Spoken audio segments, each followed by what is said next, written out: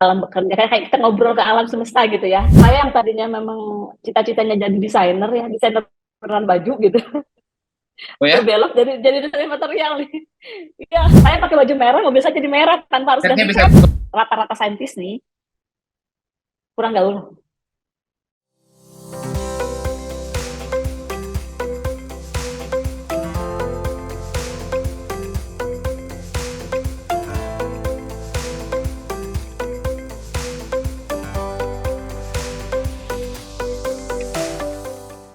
Episode kita kali ini akan membahas perjalanan karir yang luar biasa bersama seorang ahli fisika.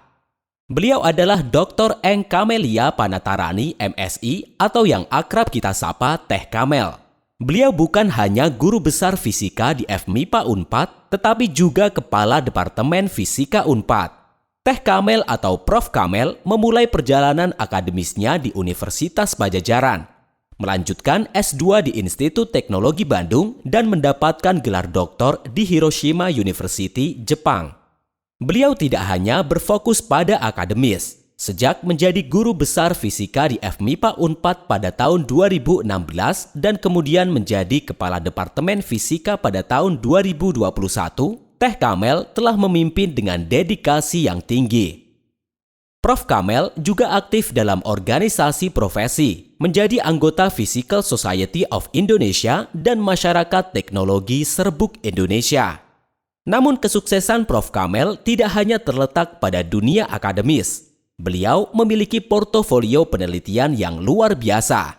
Dalam kurun waktu 3 tahun terakhir, Prof. Kamel telah berhasil mendapatkan berbagai sumber pendanaan seperti hibah riset Unpad, hibah Kementerian Riset dan Teknologi, serta hibah penelitian postdoktoral.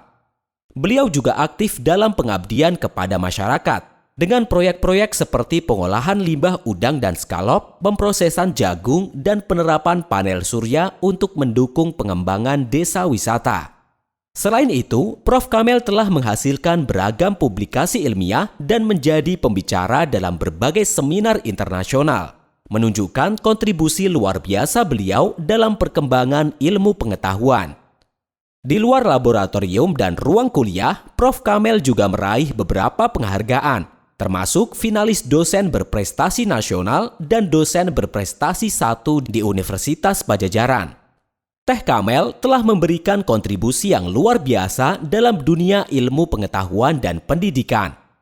Melalui podcast kita kali ini, semoga perjalanan karir Teh Kamel dapat menginspirasi para generasi muda. Kita simak Cinta MIPA episode 24 dengan judul Membangun Karir dengan Ketekunan. Bismillahirrahmanirrahim. Assalamualaikum warahmatullahi wabarakatuh. Waalaikumsalam Eh, warahmatullahi wabarakatuh. Selamat datang di podcast Cinta MIPA, cerita interaktif alumni MIPA Unpad. Acara ini diinisiatif dan diselenggarakan oleh Ikatan Alumni FMIPA Unpad. Acara ini untuk adik-adik kami, anak-anak kami yang lagi kuliah di FMIPA Unpad untuk memberikan gambaran tentang dunia kerja, gitu ya. Dan tokoh-tokohnya banyak, beragam. Dan sekarang ini episode ke-24. Saya nggak kerasa nih episode 24. Dengan judul dikasih oleh produser itu Membangun Karir dengan Ketekunan. Tamu kita sangat spesial. Literally, saya orang Jakarta Selatan kayak gitu ngomongnya teh. Literally membaca CV beliau ini butuh 5 menit sendiri. Itu baru membaca saja, belum untuk mengartikan gitu ya. Saya harus Google sana sini. Selamat datang Profesor Dr. Engineer Kamelia Panatarani, MSI. Teh Kamel ya. Iya, Kamel. Kamel aja Kang, Eh, Kamel aja. Sekarang Kepala Departemen Fisika ya. Beliau jurusan fisika, tentu alumni kita angkatan 93. Teh Kamel, selamat malam. Apa kabar? Malam Kang Nandar, kabar baik Alhamdulillah. Terima Alhamdulillah ya. kasih sudah mengundang saya nih hari ini untuk apa ngobrol-ngobrol cerita-cerita seru nih Kita CCS. seru. Teh Kamel mungkin udah ikut beberapa kali lah ya. Saya juga kemarin sempat 2 kali nggak bisa jadi host. saya pikir kita mau robah dikit ya. Kalau TKML ikutin sebelum-sebelumnya itu kan selalu sebenarnya tanpa sengaja juga kita bicara tentang babak pertama tuh sejarah kenapa si alumni itu milih gitu ya, dan Mm-mm. saya rasa patternnya dapat ya. Banyak kan yang pilihan kedua, kemudian berjibaku dengan itunya, kemudian apa namanya sampai ya, which is itu apa ilahiyah semua rata-rata ya, karena itu umur segitu memang misalnya pencarian jati diri. Baru kemudian hampir separuhnya kita bicara tentang karir. Sekarang saya mau balik, entah yang nomor satu dapat tuh urusan nanti. Jadi saya lihat juga lihat CV-nya Teh Kamel, saya pengen tampilkan dulu what is the most exciting that you think about your job. Karena itu dulu yang penting. Jadi biar menurut saya, iya nggak sih, karena saya rasa juga dunia apa zamannya udah berubah. Kayaknya nggak zaman kita lagi dulu yang waktu ngambil UMTM tuh pergumulannya gimana ya nggak. Sekarang kan Iya, iya, benar. satu nih, dan Teh Kamil kan juga pendidik ya. Saya rasa generasinya sekarang tuh mungkin harus lebih bagus kita cerahkan tentang what is the most exciting di jobnya Teh Kamel gitu. Iya, Saya benar. baca dan saya rasa untuk 3-5 pertanyaan yang dalam saya punya gitu ya. Uh, Jadi tapi mending dari Teh Kamel dulu. What are you doing gitu ya. Sekali lagi kalau Anda yang teman-teman yang ikutin edisi pertama saya bagi itu antara alumni yang bahasa saya garis lurus gitu ya. Benar-benar garis lurus ilmuwan itu Teh Kamel dari situ. Kemudian ada yang jadi aktivis, ada yang jadi pebisnis, ada yang berputar-putar seperti saya kan gitu ya. Nah ini kan yang garis lurus. Eh, mencari di mana melencengnya susah gitu ya. Kalau saya lihat teman-teman yang ngikutin beliau profesor, kalau saya lihat yang akan saya tanya nanti ketika kamu kisi-kisi gitu ya. Saya masih bertanya-tanya, kamu tuh konsentrasinya di LED gitu, Mm-mm. atau di membran, atau di nano kan gitu Nah, ya. Which is itu akademisi itu sangat sangat sangat sangat spesifik gitu ya. So kembali pertanyaan saya, I really need you to bukan to tell, but to promote excitingly what is doing now, dan itu menurut Teh Kamel peran bagian Anda di dunia itu seberapa pentingnya sih gitu. Karena kalau nggak ada begitu kita juga mendapatkan apalagi yang usia-usia gini ya, maksudnya usia produktif dan bagus, kalau dia di posisi seperti Teh Kamel kemudian maaf ya udah mengalir aja, bagi saya kok sayang ya gitu ya. Harusnya itu kan pertanyaan saya itu what is the most excitingly what are you doing today mm. terhadap ilmuwan, terhadap ekonomi bangsa, terhadap penemuan, whatever it is. Silakan Teh Kamel yang itu dulu. Ya, makasih nih Kang Nadar. Ini kayaknya juga pertanyaan yang nggak saya duga nih, tiba-tiba langsung, wow, apa sih yang kamu kerjakan hari ini gitu ya. Yang saat lalu saya mungkin kayak tadi, ini kok saya nyari orang yang lurus gitu ya. Udah salah gitu. Saya sebenarnya bukan orang yang lurus, tapi saya salah belok tapi jadi lurus gitu. Salah belok yang lurus Kang ini saya. Karena sebenarnya ya gitulah, cita-cita saya bukan jadi dosen. Saya tidak bekerja.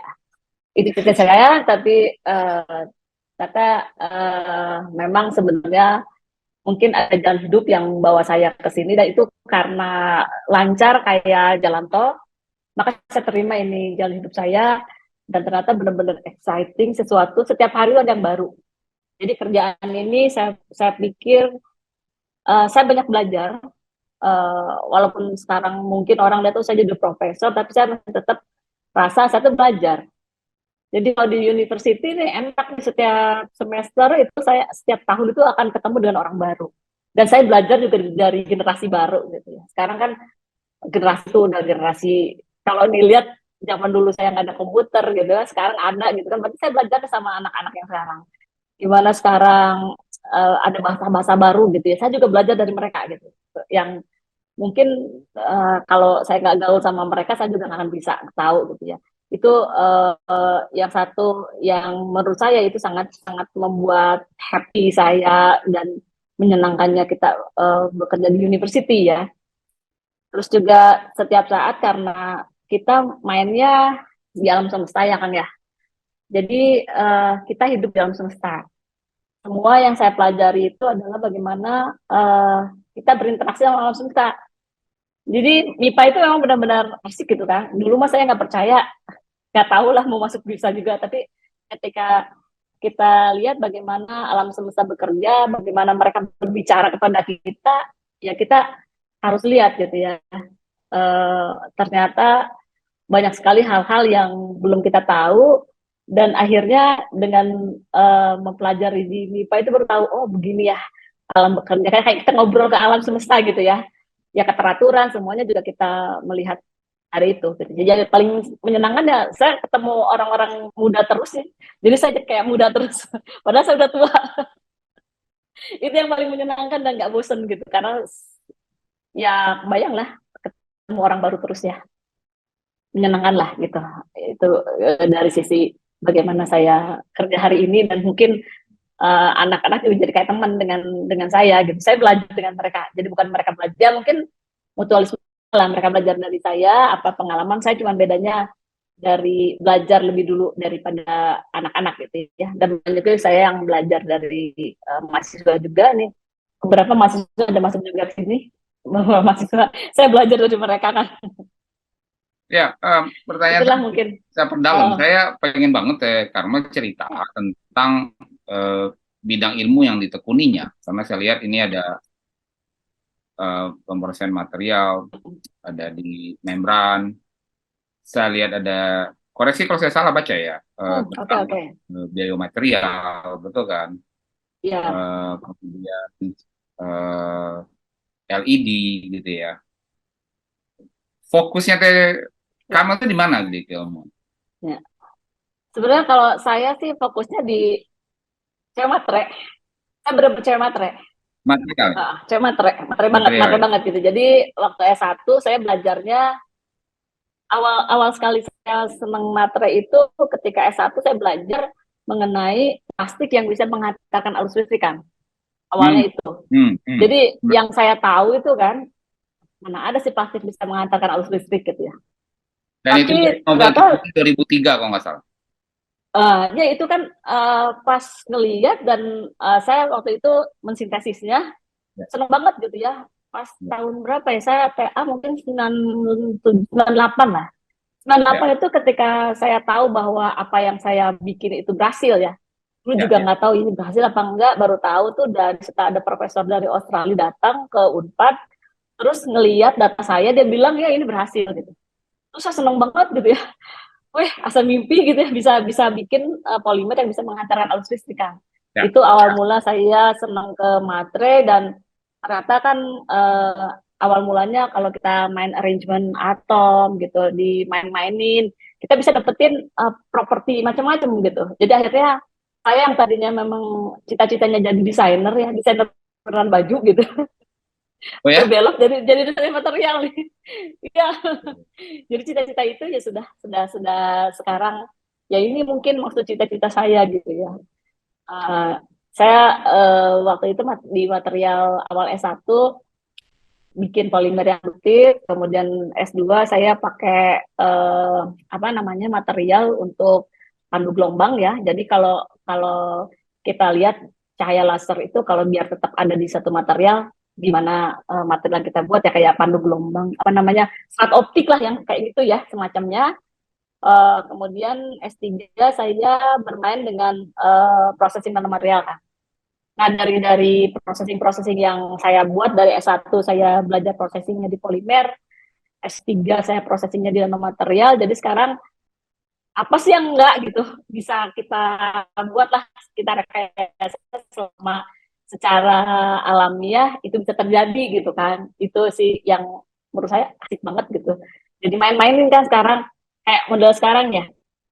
Kan mungkin orang melihat apa karbon gitu yang si hitam gitu ya, terus apa rapuh gitu ya, orang nggak ngelihat apa sih gitu ya. Tapi kalau karbon itu terjadi intan, kan orang wow gitu. Padahal sebenarnya kalau di mata saya seorang seorang apa cewek matre itu nggak ada beda kan, karbon juga gitu. Jadi itu saya bisa main Strukturnya sama-sama karbon. gitu.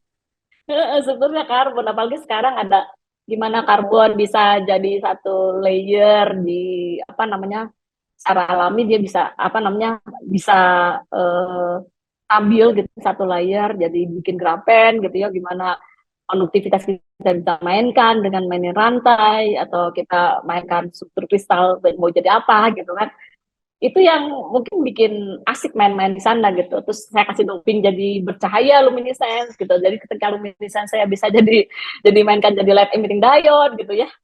Jadi sesuatu yang memang tadinya saya nggak ngira bahwa di material science itu kita jadi apa ya, desainer beneran gitu. Desainer, bahkan kalau mau baju juga, saya tuh dulu waktu S1 itu ingin sekali polimer yang saya buat itu jadi elektrokromik ya, dia kan elektrokromik.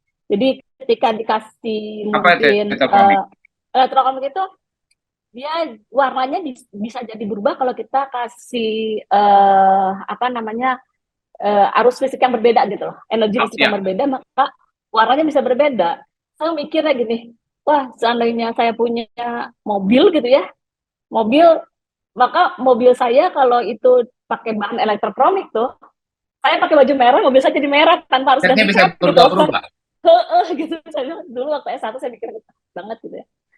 Jadi main-mainkan material tuh bener-bener sangat menyenangkan gitu ya. Yang mungkin ada beberapa, saya juga sebenarnya di materialnya di eksperimen gitu ya kan, memang kalau kalau eksperimen itu bener-bener kerasa gitu ya, kerasa langsung ngalamin jadi gitu. Teh Kamel, izin saya sekali lagi edisi kita nih, saya mengajak Teh Kamel, kita coba geser ya, Cinta Mipat tadinya bicara tentang pengalaman itu, pengalaman kuliah, saya mau geser bagaimana ke keilmuannya, terutama buat Oke. pembicara garis lurus dan gitu ya. Tapi Garis kan saya lurus. juga, saya bukan saintis, jadi punten ya kalau saya banyak salah ya. Jadi saya coba ini saya coba gali biar kepentingan buat adik-adik. Izin yang saya tahu ya, apa namanya, tahapan-tahapannya. Polimer itu dari tahun ketika di awal ditemukan 100 tahun, 120 tahun yang lalu itu isolator, betul ya? Isolator Kenapa? murni. Isolator, tidak Ya, menghantarkan ya, arus listrik. isolator ya. Ya. Ya, isolator. Kemudian kalau saya mau potong pendek, bukan tahun 2003 tadi saya bilang, tahun 2000 itu adalah model kimia yang saya kenal cuma Shirakawa, itu sebenarnya penghargaan terhadap polipropilen ya, bukan poliekripilen kalau nggak salah risetnya, sehingga polimer itu bisa menghasilkan arus listrik. Teman-teman semua, buat yang umum, perbedaan sedikit ini itu tidak sedikit. Jadi polimer yang tadinya adalah isolator, kemudian bisa menghasilkan arus listrik, itulah yang Anda nikmati sekarang di depan mata Anda, yang disebut laptop. Itu salah satu aplikasinya. HP yang disebut aplikasinya. Apa namanya, jam tangan. Pertama-tama Casio halalanya, Casio gitu ya. Jadi itu awal-awalnya. Jadi yang saya harus membahasakan dengan bahasa umum dulu nih, Teh Kamel. Teh Kamel bermain-main di area itu kan, bermain-main di area bagaimana paling dasar dari polimer ketika di otak-atik itu yang Anda tahu sekarang jadi LED, betul nggak? Jadi LED, jadi apa namanya,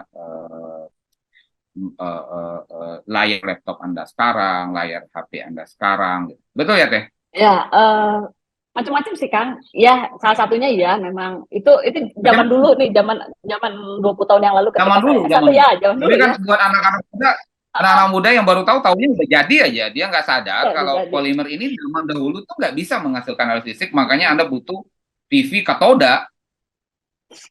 Ya, oke. Ya, bener Kang. Waktu itu dulu memang gak nyangka ya, gak nyangka bahwa Itu kecelakaan, Shirakawanya kecelakaan kalau saya baca. Kecelakaan, bener. Shirakawa kecelakaan. Nah, saya juga sering ngobrol sama mahasiswa nih. Eksperimen itu kalau di science itu nggak ada istilah gagal eksperimen. Yang ada dia nggak nyatet dengan benar gitu. Yang ada nyatet dengan tidak benar catatannya gitu. Jadi rata-rata sih yang dapat kalau di eksperimen banyak yang dari kecelakaan yang jadi dapat Nobel sebenarnya.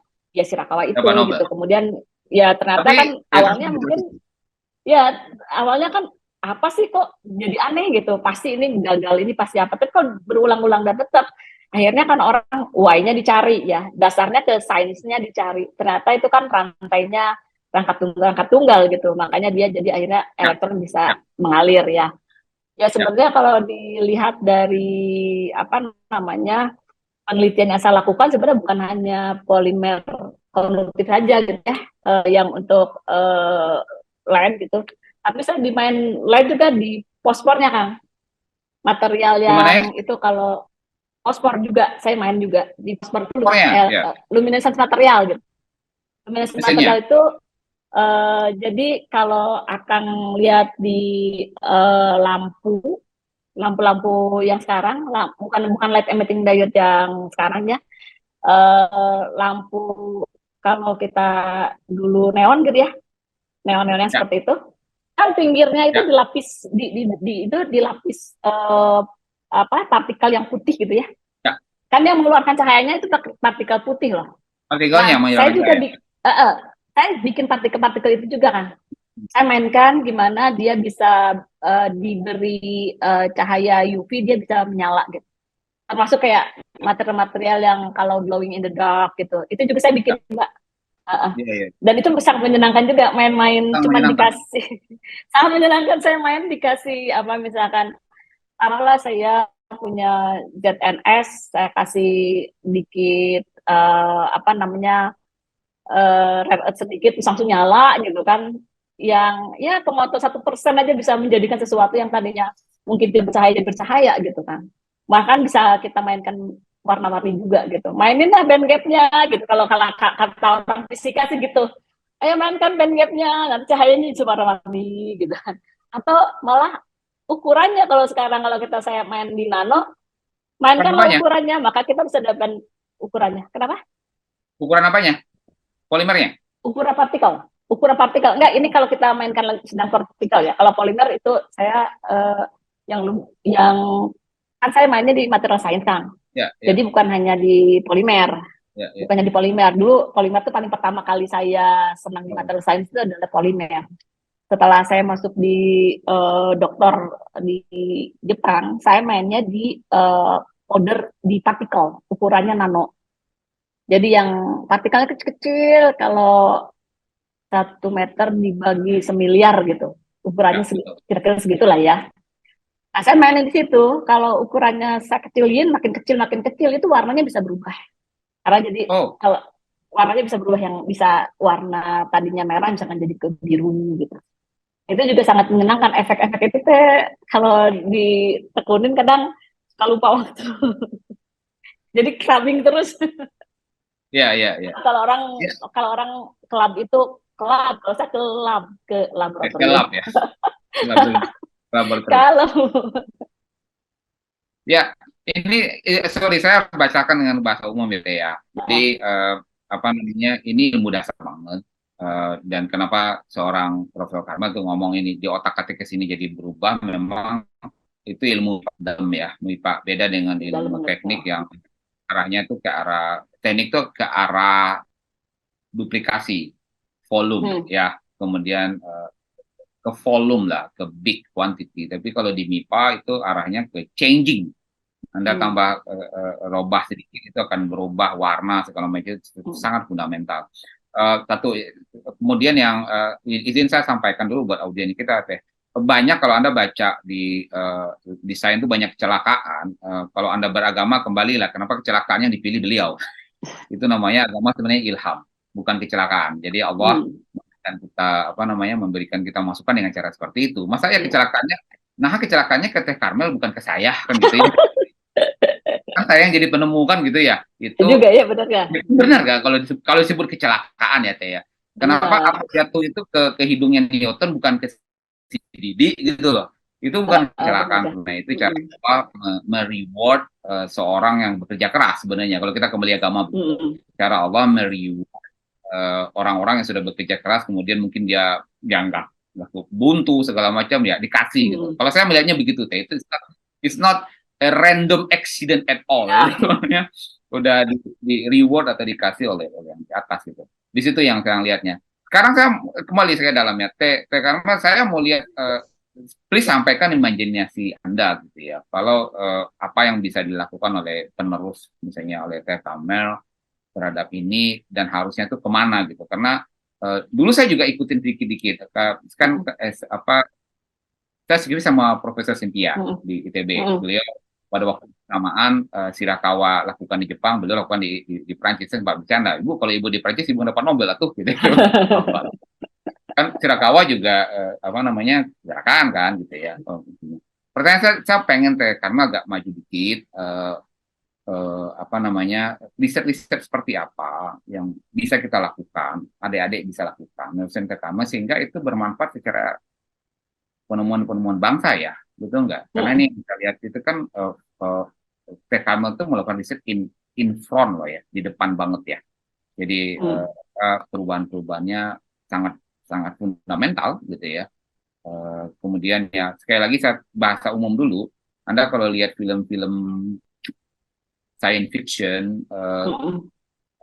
mobil warna merah disiram jadi biru itu secara fisika, secara kimia sangat possible ya, sangat Ah, possible. Nah itu yang akan menjadi permainan cahaya, permainan material, kenapa ada warna gitu ya. Silakan Kak Kamil, saya pengen yang lain itu punya mm. mimpi gitu loh Kak Kamil. Oh ternyata kalau nanti kecilnya bisa begini ya ke depannya gitu. Silakan. Ya, iya. Kalau saya sih mimpinya banyak banyak mimpi-mimpi sebenarnya yang belum terselesaikan sebenarnya Kang ya. Jadi dari mulai mimpi yang tadi si polimer juga gitu, kemudian mimpi di nano nano bisa istilahnya kalau si nano itu yang tadi bahannya konduktor bisa jadi isolator gitu, yang tadinya dia eh, tidak transparan jadi transparan, yang tadinya hitam jadi berkilau, yang tadinya apa namanya eh, tadinya dia rapuh menjadi kekuatannya ribuan kali apa baja gitu, itu sebetulnya exciting banget buat orang-orang materialnya. Kalau sekarang ini kan bisa terbalik ya, apakah orang teknologi membutuhkan material tertentu, atau sekarang kita kebalik, kita sebagai orang material bisa menghasilkan material tertentu yang exciting banget. Kita balik, ini siapa yang mau pakai bahan yang sudah saya apa namanya temukan gitu. Itu itu apa namanya mimpi itu bisa terjadi selama kita memang mau mengerjakannya gitu yang Kang ya. Nah sebenarnya juga kalau lihat dari bagaimana bangsa ini uh, bisa maju gitu. Kan coba di Indonesia itu semua bahan ada, semua materi ada, logam tanah jarang ada, yang jarang aja ada, apalagi yang tidak jarang gitu ya. Nah ini sebenarnya ada hal-hal tertentu nih kan yang ada mungkin kekurangan juga nih di kita ya. Rata-rata saintis nih kurang gaul. Satu, kurang gaul. Kata-kata Kedua, saya ini kurang kurang gaul. komunikasi. Hmm? Kurang gaul nih, Kurang kurang gaul. komunikasi. Jadi kemampuan komunikasinya kurang baik. Katanya suka ke Sehingga clubbing. orang, ya kelabingnya kelan. Ini Kang, banyak orang bagaimana mereka agak susah menyampaikan ide-idenya kepada orang yang non sehingga banyak yang udah deh, apa sih kamu ngomong apa sih gitu loh. Nah itu tuh problem banget nih. Mungkin saya juga termasuk orang yang nggak bisa ngomong, atau mungkin saya termasuk orang yang bisa ngomong aja segini, apalagi nggak bisa ngomong gitu kan. Nah itu teh banyak mimpi para saintis kalau akan lihat ya bagaimana saintis itu selalu dianggap orang gila gitu ya. Karena mereka ada kesulitan untuk berkomunikasi dengan orang lain, menyampaikan ide-idenya gitu ya. Ini juga banyak seperti halnya mahasiswa nih di saya gitu ya, banyak yang justru yang dia IPK tinggi itu bermasalah dengan menyampaikan ide gitu. Nah itu mungkin saya juga beberapa ide yang saya miliki seringkali orang mungkin nggak ngerti apa sih maksudnya gitu ya. Karena beberapa kemampuan, dan sebenarnya ada hal yang diperlukan adalah kalau Indonesia mau maju harus kerjasama. Ya kerjasamanya semua gitu kan.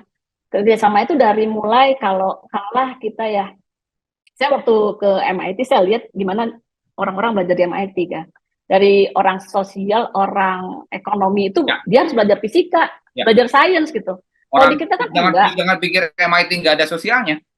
Puguhan. Orang sosial itu langsung wajib belajar fisika, wajib belajar sains. Jadi ketika bagaimana ilmu pengetahuan dan teknologi yang dihasilkan orang-orang MIPA, mereka tuh ngerti gimana sih caranya itu jadi teknologi, jadi duit kan nantinya di ekonomi kan, meningkatkan itu. Tambah ekonomi masyarakat. Nah, Indonesia belum kayak gitu.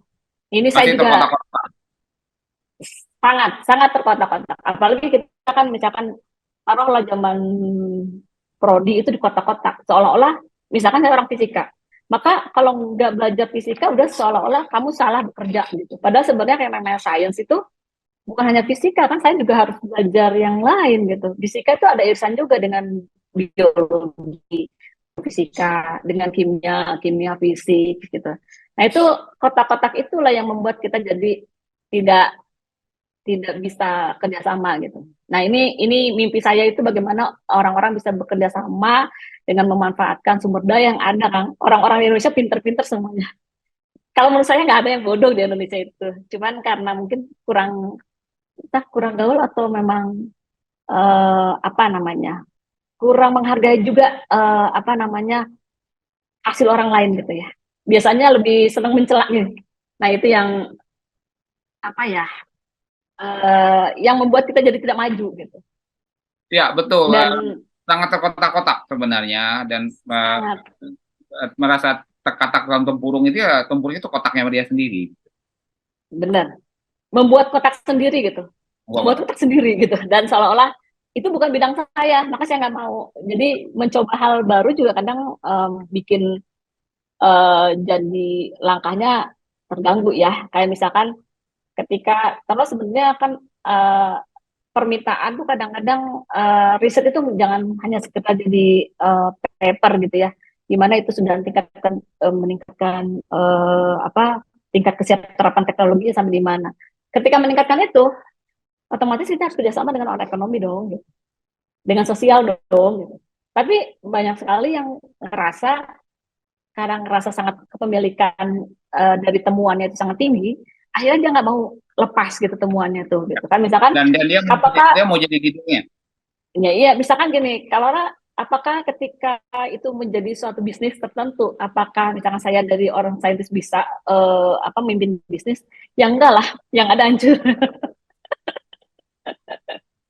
Ya banyak yang hal yang gitu kan, jadi salah gitu ya, memang juga kadang permintaannya juga suka aneh-aneh juga kadang-kadang. Tolong produk jadi sampai bisnis gitu ya. Nah, kalau kayak gitu kan, kalau saya sebagai peneliti ya udahlah sampai paten aja. Nanti paten ada royalti gitu ya, silahkan gitu. Nggak perlu sampai saya bikin perusahaan sendiri kan, nanti jadi kacau kan. Jadi MIPA-nya nanti juga nggak jadi mendunia karena para penelitinya pada keluar.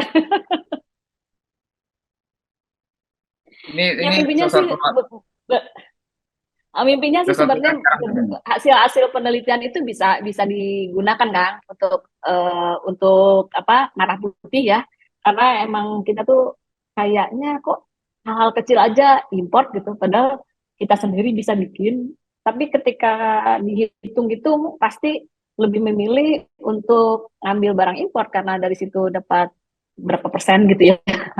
Jadi merah putihnya hilang lagi nih gitu kan. Padahal sebenarnya wah penelitian itu banyak sekali kan hasil-hasil riset di apa namanya di university itu gitu.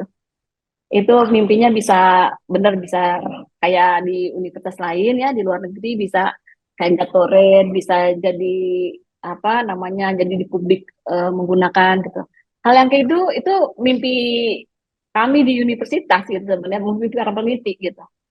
Seperti ya, itu sih. makanya menurut saya harus ada yang ngumpulin. Ini kan salah satu cara ya. Makasih ke Bang Budi ya. Ngumpulin ya, karena kayak tim bola kan memang beda-beda kan. Beda-beda perannya. Makanya sekali lagi saya terima kasih juga ke Kamel mau ngerubah nih. Mungkin liatin kemarin kan Cinta Mimpi isinya bagaimana pilihan pertama, kedua, saya tinggalkan itu, kita coba isi ke konten yang lebih bermimpi lah gitu ya. Jadi ya itu dia maksud saya, mungkin kita memang perlu ada jembatan ya, ada orang-orang yang sebagai jembatan, dan mohon maaf dihargai gitu. Kadang-kadang itu kemampuan yang khusus sebenarnya, tidak mudah. menyambungkan dua disiplin ilmu yang berbeda gitu ya, ekonomi dengan fisika terus terang gitu ya, itu tidak mudah menyambungkannya. Dan kalau satu pihak merasa dominan, ya satu pihak yang lainnya pasti akan run away, itu udah pasti gitu ya. Dia ngerasa, "Wah, ngapain gue kerjain gitu, nggak dihargain, benar-benar gue nggak kayak ngerti polimer, dianggap ngitung-ngitung doang nih, dengan hitung yang jelasin gitu ya." Yang itu yang saya lihat gitu ya. Oke. Satu lagi yang saya mau bahas lagi, revolusinya material science dalam 20 tahun ini kan gila-gilaan. Revolusinya material science itu gila-gila. 2020 saya belajar membran dikit, paling banyak itu dari London ya, dari UK, itu banyak ngasih hibah, itu semua tentang material. Material yang membrannya waktu itu yang bisa nahan, saya ingat banget yang paling komersil. Lipton itu mengeluarkan sayembara, siapa yang bisa bikin membran yang menahan warna teh, tapi rasanya enggak. Dia pengen bikin teh tidak berwarna gitu loh. Saya ingat banget, wah menarik ini. Karena kan berarti ini. Tapi sampai sekarang teh masih berwarna. Terlepas apakah sayanya dapat kemudian marketnya nggak nerima. Itu pertama. Kedua, material yang sangat apa tuh di helm ya, hard material. Jadi bagaimana helm tipis tapi kuat, gelombangnya tidak membuat kepala rusak gitu ya. Jadi dia bisa ringan juga ya, enak ya. Ringan gitu. Karena ringan, kalau orang ngomong bisa ngedenger gitu ya. Orang ngomong dia cukup ringan tapi melindungi kan gitu ya. Itu ilmunya tidak mudah, ilmu fisikanya kuat banget, light material tapi strong ya, light and strong material, betul nggak? Kemudian yang kalau izin saya, kalau saat ini kan saya tuh orangnya belajar Google doang gitu ya, yang sok-sok tahu doang gitu ya. Nah kemudian yang paling fenomenal menurut saya, yang paling cepat justru di dunia dunia listrik kan, karena mobil listrik itu paling utama kan baterai, betul nggak? Dulu iseng-iseng di Kudus waktu riset, pokoknya saya bilang waktu itu ke Pak Albertus almarhum, "Pak, kalau mobil listrik itu dengan material sekarang, Pak, mobilnya Starlet listriknya 1 tronton, Pak." Bayang ya? Bener. Dulu tuh ya, masih masalah. Jadi, masih masalah. Dulu ya, 20 tahun. Jadi kan bagaimana masih masalah, tetap. Masih masalah Seringan-ringannya baterai itu masih berat untuk mobil listrik. Betul kan? Iya, emang. Anyway, sekarang mobil listrik udah jadi loh, udah jadi di bawah bodinya. 2021 kalau nggak salah hitungan kasar ya, dapat mobil seukuran Starlet, baterainya kudu di belakang sebesar truk. Jadi canda-canda kita tuh kayak bawa power bank gitu kan. Nah, pertanyaan saya ke Teteh, tolong dicerahkan adik-adiknya, ke depan tuh mau kayak apa gitu loh. Apakah, maaf, sekarang kan pembangkit listrik tenaga surya, betul nggak? Dan itu juga sangat cepat. Sebelumnya PLTS itu misalnya 1 meter square berapa watt, sekarang duplikasinya, tolong saya nggak apa ya. Apakah jadi 10 kali, 1000 kali, atau 100 kalinya? And what is in the future? Dan itu Indonesia itu ada di mana gitu? Ya, ini mengenai baterai ya kan ya, sebenarnya kan itu juga memang kami lakukan riset-riset baterai itu. Sebenarnya mobil listrik yang sudah kita di UNPAD juga pernah, mungkin 10 tahun yang lalu kita ada satu jenis mobil listrik, mungkin ketika di blow up juga ya. Kita kalau di material science sih sampai sekarang kami ya di lab itu masih meneliti juga mengenai baterai, karena yang paling penting itu adalah baterainya. Jadi bagaimana suatu benda yang tadinya berat menjadi ringan. Salah satunya adalah materinya yang harus kita ubahkan. Gimana kita menciptakan suatu materi yang tadinya berat jadi ringan, yang tadinya besar jadi kecil. Jadi itu secara saintifik memang sudah ada gitu, dan itu memang sudah sangat-sangat udah diketahui orang juga gitu ya. Di sekarang meneliti bagaimana sampai fabrikasi. Jadi kalau akan lihat setiap baterai itu pasti selalu ada yang namanya grafit. Nah, itu elektronnya grafit. Coba dibuka grafit, dan grafit itu kan batu gitu ya. Berat ya. Kalau teknologi sampai saat ini kan si grafit itu kayak ibarat buku kan. Jadi layer, nah satu layernya itu adalah grafen. Di mana grafennya itu Kalau dilihat rantainya rangkap tunggal, dan itu sangat cepat mengalirkan arus listrik. Jadi gimana sekarang para peneliti itu membuat grafen lepas gitu ya, satu-satu, ya kayak buku selembarnya aja. Kita ambil selembar-selembar itu, otomatis kan akan jadi Jadi ringan. di slide, Ya, di jadi slide satu persatu. ya kalau Kayak bisa keju lah ya. ya kalau satu Ya buku. kayak kertas buku kertas itu kan Ya buku atas konduktor. juga. Ya, ya. Konduktor, dan Ya, ya, ya, ya. secara alami dia bisa apa, one layer atau few layer Ya, dia ya, ya. stabil gitu. Nah, sekarang itu penelitian ngambil gimana caranya supaya bisa apa namanya secara massal bisa apa direalisasikan gitu. Selama ini kan penelitian kayak Hammer method, bikin grafen satu paling juga sedikit gitu ya. Kita ingin massal banyak sehingga itu jadi elektronnya pakai, sehingga itu Ya, ya. pasti sangat ringan, dan kayak Ya. ngecas ya, kalau HP dicas itu bisa kita sejam 2 jam gitu, kalau itu bisa menit selesai gitu. Dan kebayang banget kalau nanti itu bisa apa teknologi baterai bisa sampai seperti itu. Jadi si mobil juga ringan. Kalau zaman ini kan masih pakai ini ya, pakai grafit gitu ya, kan besar nih. Itu yang bikin jadi berat.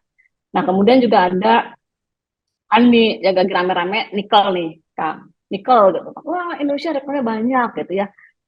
Yes, nikel itu bisa dipakai untuk baterai, tapi bukan hanya nikel gitu.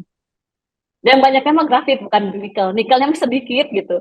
Dan nikel juga ini satu lagi yang sering kita lupa ya. Ketika kita punya bahan tambang, nggak bisa otomatis langsung kita pakai kan. Itu kan harus diproses dulu kan. Harus diambil dulu kan. Terus harus Pastinya mahal. dimurnikan dulu gitu. Pastinya Nah, mahal. proses itunya kita nggak lupa gitu. Bahwa kita punya itu prosesnya gimana dulu. Jadi ada proses antara yang terlupakan, dan juga bukan serta merta kita punya nikel terus jadi baterai. Nah, itu kadang-kadang lupa gitu, karena mungkin ya kurang ngobrol itu kan antara orang-orang yang jadi orang ekonomi kan lihat akhirnya, oh kok nggak bisa ya, udah mending jual aja, akhirnya gitu lagi. Jadi sebenarnya Ya, itu dia. Jadi, kayak gini lah Kang, di Indonesia bahan mentahnya banyak, terus tidak disediakan pertengahannya, bahan prekursornya gitu, intermediasinya nggak ada. intermediasinya nggak ada, terus tiba-tiba pengen jadi barang yang nggak mungkin. Akhirnya orang-orang yang ngerti berpikir bahwa para peneliti itu bisain gitu ya, terus ya orang kalau kayak riset-riset itu dimintanya barangnya jadi gitu ya, nggak harusnya dari hulu ke hilirnya itu jelas semuanya ada, dan orang-orang di Indonesia semuanya pada bisa gitu sebenarnya, kalau gabungkanlah orang-orang dari hulu sampai hilir itu bisa, tapi nggak mungkin dilakukan oleh satu orang dari hulu ke hilirnya gitu. Nah, ya kejadian sekarang di Indonesia seringnya kan gitu, kita sering makan apa mie instan, jadi semuanya juga pakai instan. Jadi semuanya tiba-tiba ada. Karena lucu ya, jadi saling menyalahkan akhirnya. Ketika misalkan orang dari sisi ekonomi, kok lama, kok lambat, kok ini. Terus orang-orang para penelitinya, kok tiba-tiba pengen jadi, ya nggak bisa gitu. Akhirnya tidak terjadi tidak terjadi apa namanya resonansi yang ini ya, yang ada gelombang kita saling menghilangkan, akhirnya masing-masing gitu. Jadi kayak situ kerjain ini, saya kerjain, udah mau kotak-kotak ditambah itu. Jadi benar-benar kita kurang gaul ya Kang ya, kurang ngobrol antara bidang dengan bidang yang lain. Ya, bahasa bagusnya kurang koordinasi lah. Jadi ya kurang koordinasi ya. Kalau bahasa saya kurang gaul karena orang saya apa namanya, orang saintisnya yang kurang gaul gitu. Jadi orang nggak ngerti gitu, bagaimana orang tahu kalau kita sendiri tidak menyampaikan gitu. Ya, gitu, kan? Sebenarnya kita butuh konduktor. Jadi kayak Erwin Gutawa tuh pemain bass. Tapi sekarang nggak pegang alat musik lagi, dia pegang tongkat doang gitu. Tapi yang ngerangkai musik segala macam itu yang kita perlu. Dan ini ceritanya kan 11-12 jenis semua negara berkembang. Saya main di plastik singkong satu kali dari negara berkembang semua datang, singkong gue bisa jadi plastik dong. Aduh, nggak bisa. Dia mikirnya masukin singkong keluar plastik. Jadi padahal interpretasinya pakai dulu ya. Saya bilang, Mati dulu, bro, polimerisasi dulu ya. polimerisasinya, mesinnya cuma $200.000, gue beli sekarang gitu. Bro, mesin tiupnya $200.000, mesin polimerisasinya 300 miliar. Nah ini saya lihat loh kok Indonesia juga masih ada kayak gitu ya. Jadi intermediasinya nggak. Ya maaf saya kalau secara politik saya merasa Barat membiarkan hal itu. Biar aja lo sok tahu sendiri kan gitu Sengaja ya, ya. sengaja Kalau kan. Sengaja biar pusing sendiri gitu kan. sendiri. Dan itu yang terjadi ketika kita punya Freeport, kemudian kita mengirim tanah ya kan, dapat Iya. bagian ya. Tenang aja Katanya dapat sampahnya bagian. gitu ya. Sampahnya Nah, sisanya padahal tanah royalti jarangnya padahal yang diambil. tanah jarangnya diambil, itunya diambil dikasih timah seetik kan gitunya, kemudian dikasih sekarang naik seetik dikasih emas seetik padahal di dalamnya Saetik. minta ampun kayaknya ya. Makasih ya makanya saya bilang daripada kita ngabisin waktu gimana masuk kuliahnya nih, saya mau bahas ini pas CV-nya. Tapi sebenarnya masuk Sebentar kuliah saya juga nitip bagus ada juga titipan. sih Kang. Masuk kuliah juga masuk Hah? apa namanya bagus juga, mungkin mahasiswa oh gini ya dulunya tuh Ya, sama ya, aja kayak saya gitu kan, mungkin ada kayak gitu juga nggak gitu apa-apa, kan. nggak apa-apa. Oh iya ternyata kayak saya ya dulu Kan udah pengambilnya masuk. tenang teh, nanti ada waktunya. Sebentar saya mau nanya agak pesan saya di kamar. Teh, polimer umurnya 400 tahun, 200 tahun, bisa dipendekkan jadi 5 tahun nggak bermain-main di rantai polimer? Ya, bisa lah, bisa Hah? banget, bisa Betul? banget. Secara teknis bisa nggak? Kan Dipotong kan? bisa polimer itu bisa ada yang biodegradable juga kan, ada yang dimakan Oh, sama to make it bakteri biodegradable. juga, Potong. bisa kita mainin juga gitu, mainin rantainya atau Dimainin kita rantai polimernya kan? tambah atau kasih pati tertentu, aditif tertentu gitu, kita bisa dapetin. Dan kita juga saat ini nih kita lagi ada Kedereka, kita bikin bioplastik kan. Jadi kita Bioplastik dari bahan? kerjasama dari rumput laut Kang, Rumput untuk laut ya? apa namanya, kita kerjasama dengan Abadi, PT Abadi, mereka ingin bikin apa kemasan coklat karena memang sekarang Ya. mereka dari Bali itu import nggak boleh kalau pakai plastik yang biasa gitu, dia harus plastik biodegradable. Jadi kita melalui Kedereka ada riset yang sedang berjalan nih di kita gitu ya. Cukup lumayan kerjaannya lagi ada itu, lagi mengerjakan itu ya, kerjasama dengan Abadi, terus kerjasama juga dengan dari Jepang Ya, juga ada gitu. ya itu nanti kita ngobrol berikutnya ya, karena itu titipan Oke, sponsor siap. dari saya. Saya tanya banget kan kalau bioplastik itu kan memang salah satu yang bisa edible langsung ya, dan rumput laut terhadap coklat itu masuk harganya, betul nggak? Karena coklat itu mahal. Iya, Begitu iya. kita dan degradable buat bungkus kopi itu nggak mungkin rumput laut lebih mahal rumput laut daripada kopi yang Iya benar. dibungkusnya. Karena ini untuk Nggak ekspor bisa. Jepang kan, Jepang itu benar-benar kalau kemasan Betul. gila-gilaan. Untuk Nggak kemasan kemasan jadi Jepang kan gila-gilaan. makanya saya bertanya-tanya banget kalau polimernya bisa di polimernya polimer turunan nafta gitu ya, nafta yang bisa diperpendek umurnya, itu kan membuat ekonomi greennya itu gila-gilaan teh, karena hampir 57%, 58% itu polimer crackingannya nafta gitu ya, karena minyak rumput laut itu naftanya jadi nggak kepake, kita punya ya, jadi itu. Silakan, sorry, ini asik banget nih, udah 24 lama. Silakan. Ada pertanyaan, mohon maaf yang biasa ikut, kita agak beda beda approaching kali ini gitu ya. Silakan, ada pertanyaan nggak? Di Unpad kita punya 3 Center of Excellence dan 2 diantaranya dari MIPA. Ketika meneliti itu ingin menghasilkan sesuatu yang hebat, bukan ini dipakai nggak untuk masyarakat. Di kebanyakan meneliti nih, saking merasa kepemilikannya tinggi, maka hasil temuannya itu ketika ada yang mau mengkomersialisasikan nggak mau punya saya sampai akhirnya saya pensiun, sudahlah nggak bisa diapa-apa. Kalau saya punya hasil temuan, nah temuan itu mungkin menggantikan sesuatu barang yang sangat mahal gitu. Nah sama perusahaan itu ngebeli hasil punya saya, belilah udah, tapi dibeli tidak untuk dikomersilkan, tapi dibeli untuk mematikan hasil. Kan kalau si peneliti mah mikirnya hasilnya bagus. Kalau dengan industri, harus murah loh.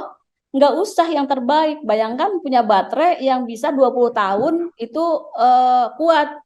Ya orang peneliti, pengusaha nggak mau dong nanti orangnya beli 20 tahun sekali kan, gitu.